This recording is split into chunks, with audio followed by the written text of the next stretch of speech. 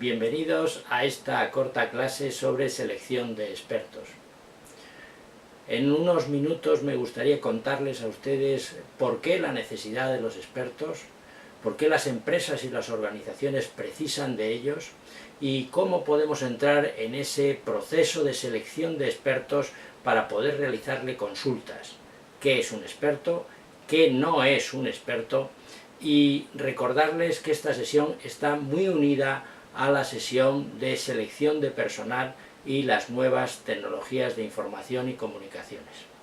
Pues comenzamos la sesión y espero que les guste y gracias por su atención. Pues aquí tienen ustedes el contenido de lo que vamos a tratar en esta sesión.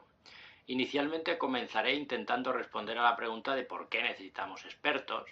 También contestaré quién necesita a esos expertos, qué es un experto, quién no es un experto, que será interesante poder desenmascararlos, cómo comprobar que un experto realmente lo es, y lo vamos a hacer tomando como base determinadas pruebas. Vamos a ver si necesitamos un experto o varios expertos, y veremos también cómo tratar las opiniones de varios expertos a través de un sistema de metodologías y de tecnología que nos permita poder sacar la opinión grupal. Y finalizaré pues con los errores frecuentes y las conclusiones a esta pequeña y breve exposición. Bien, ¿por qué necesitamos expertos? Pues normalmente nos vamos a encontrar en nuestra vida cotidiana con dos tipos de problemas. Problemas que podemos solucionar de manera formal o aplicando determinada algoritmia que nos permita pues, el poder llegar a una solución. O problemas que tienen naturaleza subjetiva de tipo social, en las cuales pues, tendremos que ver y hacer una estimación de lo que puede ser una solución a ese problema. En los problemas de naturaleza formal, pues a veces cuando son sencillos y el cálculo es fácil, pues nosotros mismos podemos hacerlo, ¿no?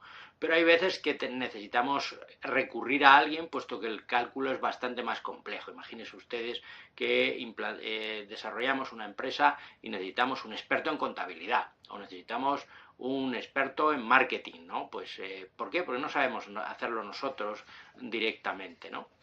Pues entonces tendremos que recurrir a un experto que nos pueda realizar esos cálculos. Pero cuando hablamos de problemas de naturaleza de tipo social, en las cuales las variables son de tipo cualitativo y son estimaciones en las cuales se relacionan muchas variables, pues cuando los problemas no tienen muchas variables y es intuitivo, pues lo hacemos en nuestra vida diaria, damos una aproximación. Pero cuando son más complejas y necesitamos unir varias variables para una resolución, imagínense ustedes que son temas en los cuales vamos a determinar si vamos a hacer una expansión o no fuera de nuestro país en cuanto a la empresa, o que vamos a tomar determinadas decisiones de tipo político y queremos ver su implicación que puede haber, ¿no? Pues necesitamos en esa relación de variables personas que sean capaces de decirnos qué es lo que puede ocurrir, y además tendremos que tratar ese grupo de soluciones que nos dan el grupo de expertos, ¿no? Bueno, pues por eso, atendiendo a esa clasificación de problemas, pues vamos a necesitar el apoyo de expertos. Resumiendo, necesitamos o en nuestra vida cotidiana hacer cálculos o necesitamos estimar. Y esa división tan sencilla, que parece que es una cosa u otra, la verdad es que son las dos cosas a la vez, porque nos vamos a encontrar con problemas en los cuales pues tratamos variables objetivas y variables subjetivas y problemas como por ejemplo la planificación estratégica o el análisis de mercado o un análisis de oportunidad o expansiones o fusiones, etcétera. Pues resulta que tendremos que hacer cálculos de tipo analítico y además tendremos que hacer estimaciones porque hay variables de tipo social implicadas, ¿no? Entonces, el problema es que se nos juntan este tipo de problemas. ¿Esto de recurrir a expertos es de ahora? Pues no, es desde el principio casi de la humanidad, pero vamos, tenemos un ejemplo en el cual nos podemos basar y es interesante contarlo, que es el experimento Dolky, ¿no? En la Guerra Fría, en Estados Unidos, aparece este primer experimento de consulta a expertos que se hizo en el año 51. Inicialmente era secreto este experimento. Hoy en día pueden ustedes descargarse el informe completo de Helmer y Dolky, lo tienen en internet libre, en el cual pues pueden ver cómo se hizo este experimento, ¿no? Y les invito a que lo hagan y que lo vean y que vean cómo se documentó en su momento. La idea era obtener información de cuál tenía que ser la estrategia de defensa de Estados Unidos después de haber pasado la Segunda Guerra Mundial y ver cómo se iba armando pues el otro bando, lo que era la parte de la URSS, ¿no? Entonces, si desde un punto de vista nuclear tenían un potencial determinado, pues peligraba la industria americana, ¿no? En el sentido de que si había algún bombardeo sobre Estados Unidos, pues a lo mejor se desmantelaba todo lo que era el poder producir todos los elementos de producción dentro de Estados Unidos. Entonces la cuestión era ver qué efectos tenían sobre la industria de Estados Unidos la fabricación de armamento nuclear, concretamente de bombas de 20 kilotones, en Rusia, en la URSS, ¿no? Entonces se consultó a expertos americanos, concretamente a 7 expertos, y se les realizó hasta 5 cuestionarios, siguiendo un experimento Delphi de consulta y de ver qué era lo que pensaba cada uno de ellos, para ver hasta dónde podía Estados Unidos permitir iniciar un ataque contra la URSS esa producción desde el punto de vista nuclear. Es decir, como ven ustedes, el objetivo es un objetivo complejo, es un objetivo en el cual entran variables de tipo subjetivo y que hay que intentar valorar. Bien. Respondiendo a la siguiente pregunta es, ¿quién necesita expertos? Pues la verdad es que necesita todo el mundo, porque los necesitan las pymes, ¿no? En el momento que les hace falta, o bien desde el punto de vista analítico, como les he dicho, en contabilidad, o expertos en alguna de las áreas en las cuales se trabaja en empresa, o bien desde el punto de vista con variables de tipo cualitativo, ¿no? Desde el punto de vista social, en el cual hace falta pues decidir en qué mercado nos metemos, cómo nos metemos, con qué intensidad, cuál va a ser nuestra capacidad, ¿no? Pues normalmente esa consulta se externaliza y se utilizan pues a consultoras y los cuales se les realiza ese tipo de preguntas, ¿no? Las medianas empresas también lo necesitan, pero las consultoras ya lo que hacen cuando son problemas más graves en el sentido de una mayor complejidad, pues recurren a grupos de expertos que alimentan a la propia consultora. Y las grandes empresas u organizaciones pues también necesitan de recurrir a expertos, normalmente tienen ellos sus propios grupos de expertos, pero necesitan también acudir a expertos externos a través de consultoras. Bueno, pues eso es a nivel empresarial u organización, pero no tengo ni que decirles que hay publicaciones de la Comisión Europea pues preguntando por expertos, quién puede ir a un panel determinado. El gobierno de España o el gobierno de las naciones necesitan expertos para ver si pueden o no legislar en un determinado sentido o en otro, o qué aplicación puede tener, o qué tipo de ayudas, etcétera. Y en general la Administración General del Estado pues necesita de sus expertos, ¿no? Necesita recurrir a expertos para hacer frente a solucionar determinados problemas. Vamos a intentar responder qué es un experto, ¿no? Bueno, pues un experto es una persona, un hombre, una mujer, que tiene un conocimiento en un área específica, que tiene experiencia sobre ese área y que además pues posee una inteligencia que le permite afrontar y resolver problemas, ¿no? Viendo relaciones, prioridades, etcétera. Y además es reflexivo consigo mismo, pues es capaz de ver si las soluciones que están dando pues son adecuadas, o se está quedando corto, o tiene que consultar otro tipo de cuestiones, etcétera.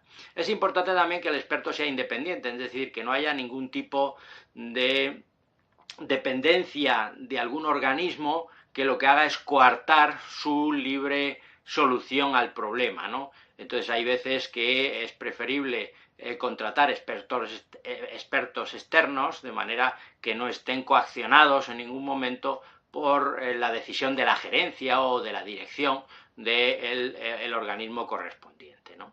Bueno, pero lo importante es que el que sea experto, pues hay que validarlo. Y el que sea validado es importante comprobar que es un experto de verdad, que no cualquiera va a ser un experto.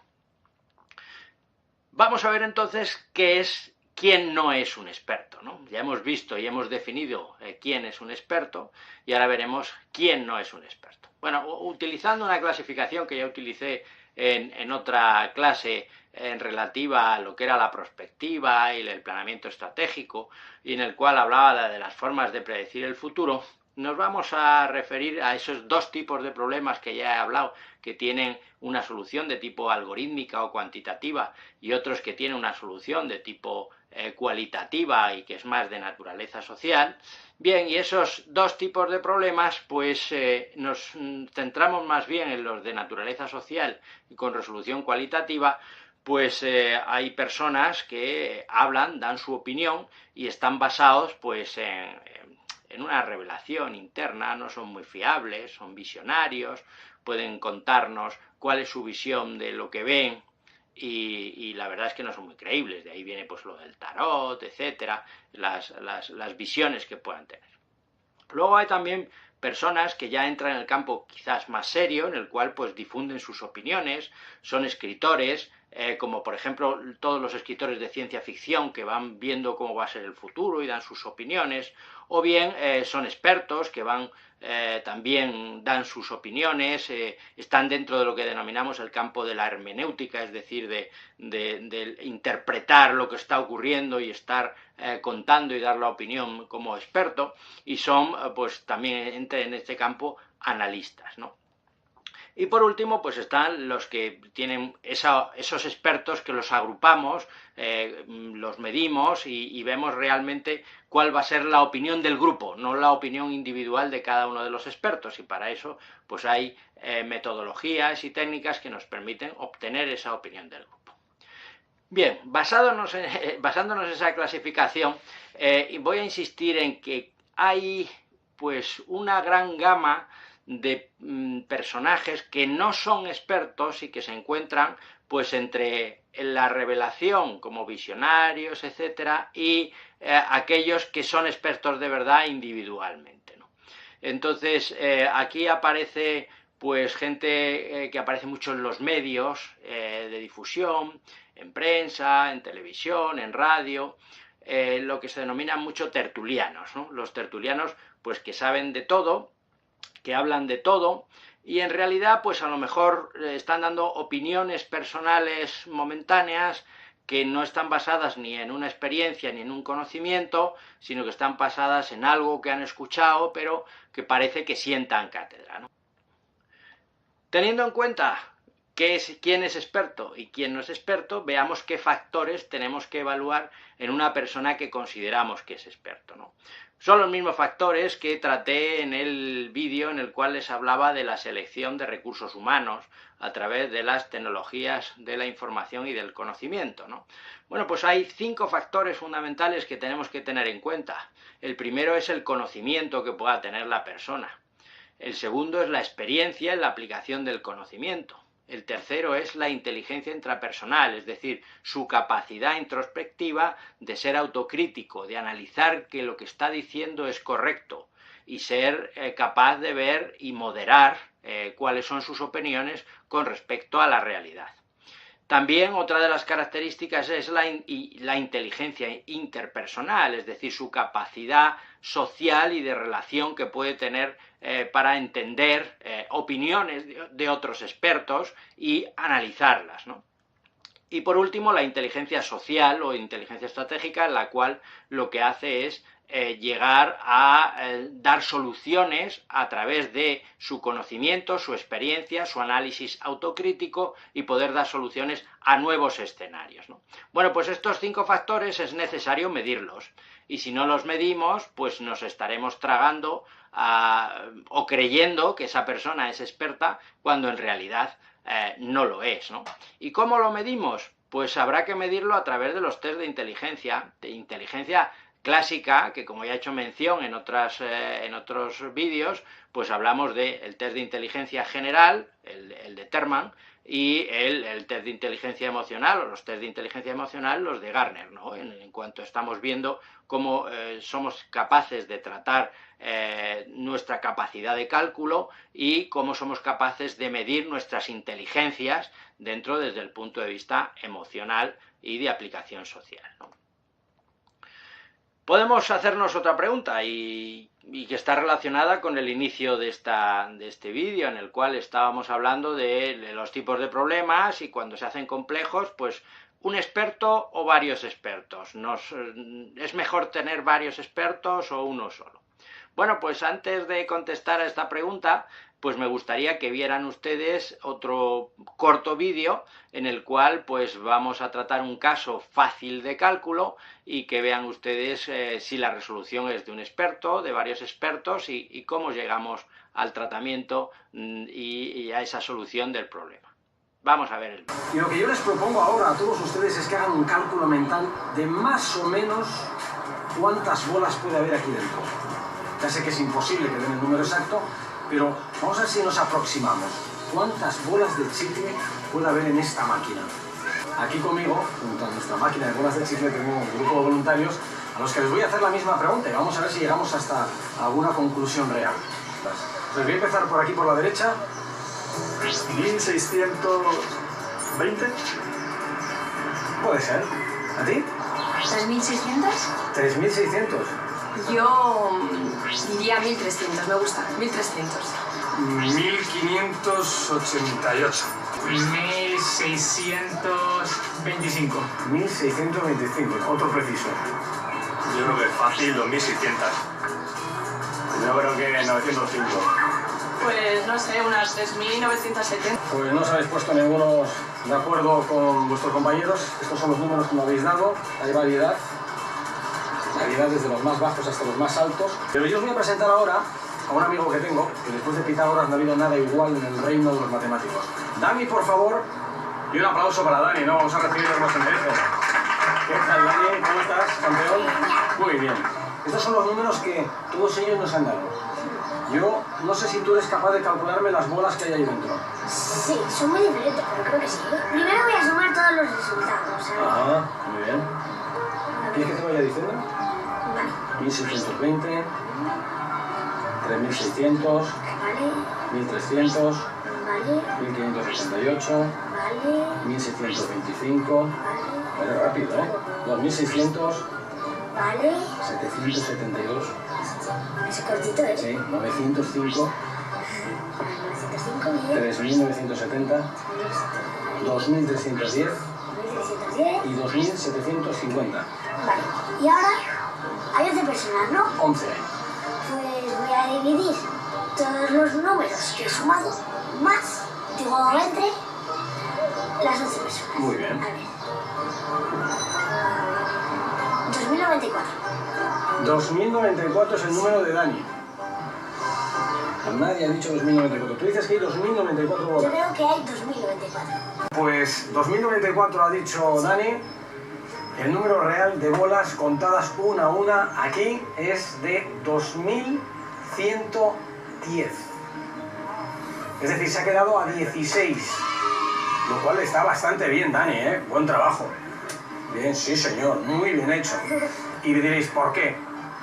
Que una cabeza vale para pensar, pero la cabeza de muchos juntos ayuda a llegar a un resultado mucho más Bien, pues acertado. espero que hayan sacado conclusiones a la vista del vídeo y me gustaría hacerles una pequeña reflexión sobre la solución que han llegado, ¿no? Bueno, si estamos intentando calcular el número de bolas de chicle que puede tener pues esta máquina expendedora de chicles, pues la primera solución que nos ocurre a cualquiera puede ser una solución de tipo cuantitativo, ¿no? Pues el número de bolas será igual al volumen de la máquina, es decir, el volumen de la bola gorda que tenemos aquí, que es la expendedora, dividido por el volumen de la bola de chicle, ¿no? Y esto, pues cuantitativamente, podríamos calcularlo con cierta precisión. También podríamos hacer lo que se ha hecho en el vídeo, buscar la solución de tipo cualitativo, una estimación de un número de personas, y ese número de personas nos va estimando lo que ellos creen en cuanto al número de bolas que tienen ahí, ¿no? Entonces, primera conclusión que podemos sacar, que todo ser humano resuelve problemas subjetivos que sean triviales. Cualquiera nos podemos decir, pues ahí estimo que hay, o estimo que la velocidad de este coche es tanto, o estimo que el número de personas que pueden entrar en esta habitación son tantas, pero claro, vuelvo a decir, si el problema subjetivo es de naturaleza trivial. Si no es trivial, pues habrá que recurrir a expertos, ¿no? El saber si va a haber, con los problemas que podemos tener desde el punto de vista internacional, una subida en el precio del barril de petróleo de aquí a 15 días, pues no es una cosa que pueda estimar todo el mundo, pero sí se puede estimar a nivel de expertos, ¿no? Pues de ahí la solución, si es uno o varios expertos, ¿no?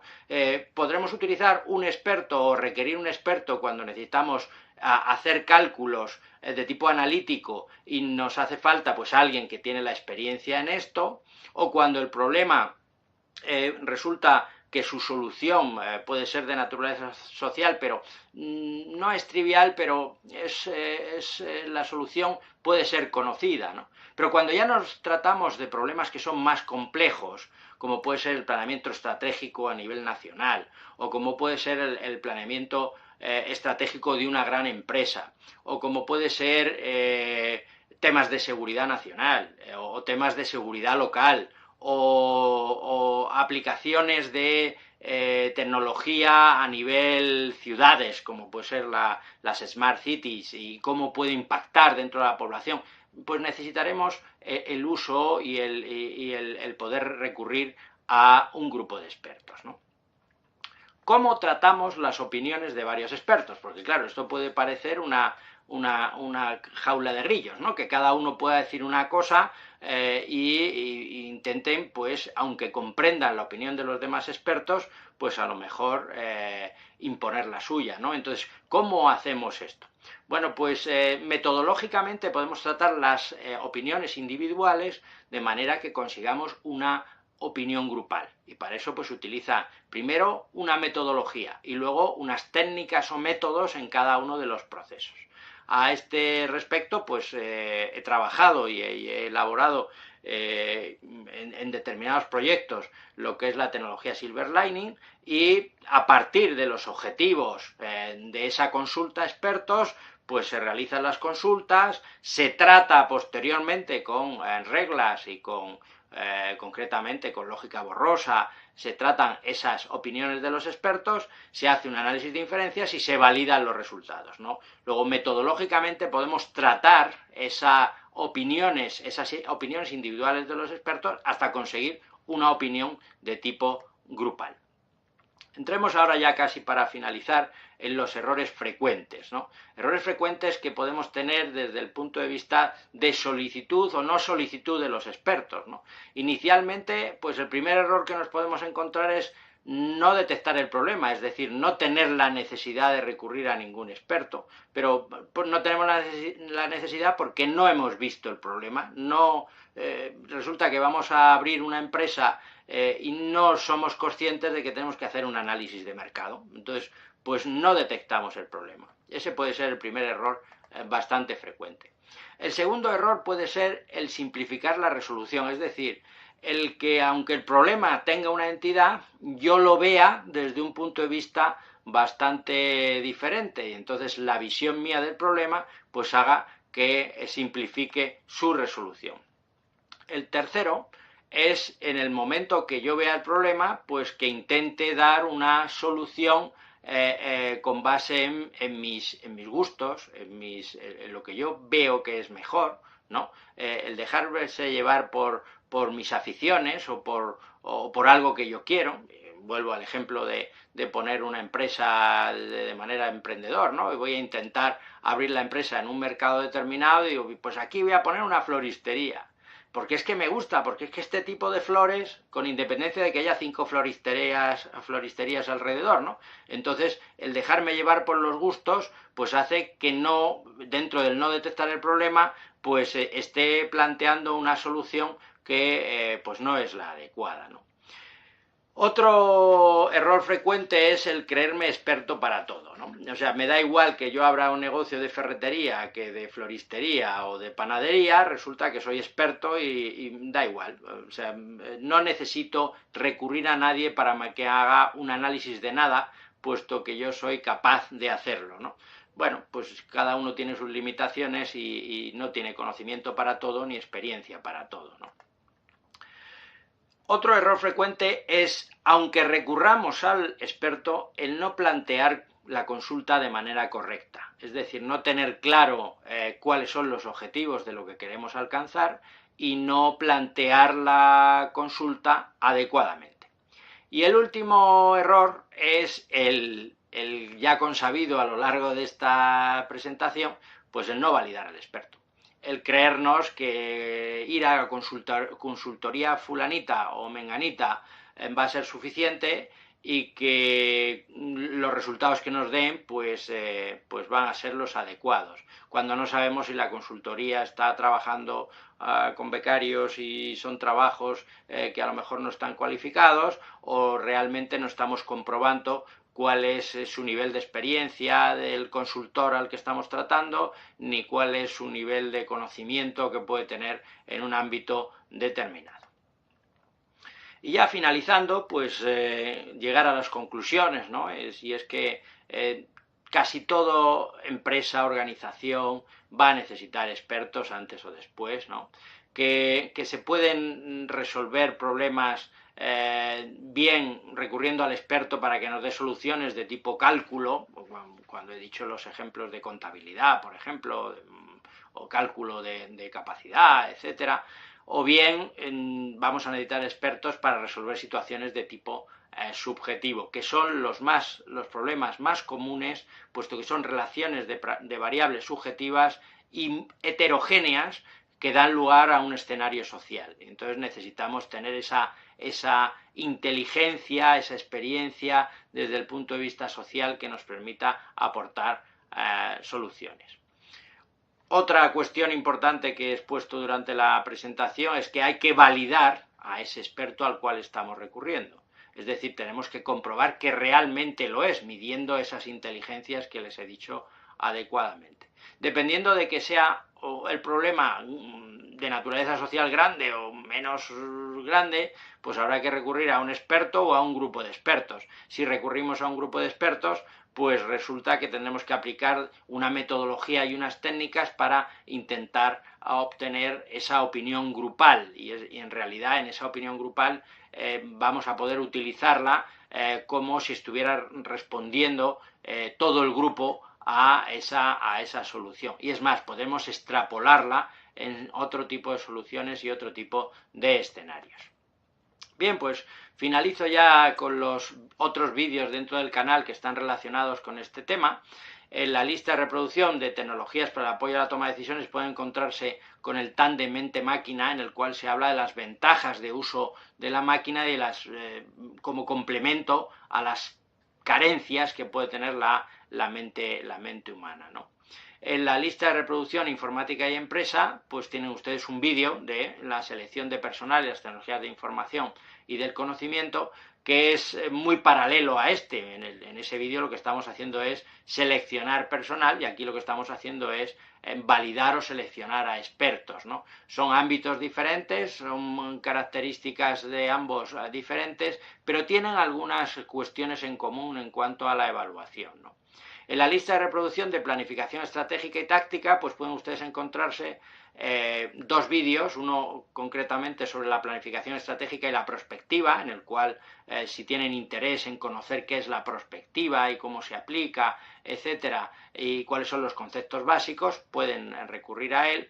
Y si quieren saber más sobre la metodología Silver Lining, todos los 21 actividades que llevan las 5 fases completas, pues pueden verlo en ese vídeo.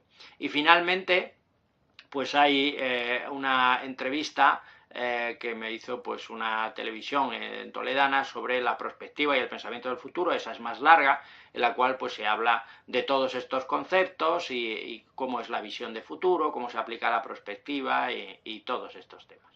Bueno, pues nada más, agradecerles su atención, espero verles en próximos vídeos y un cordial saludo.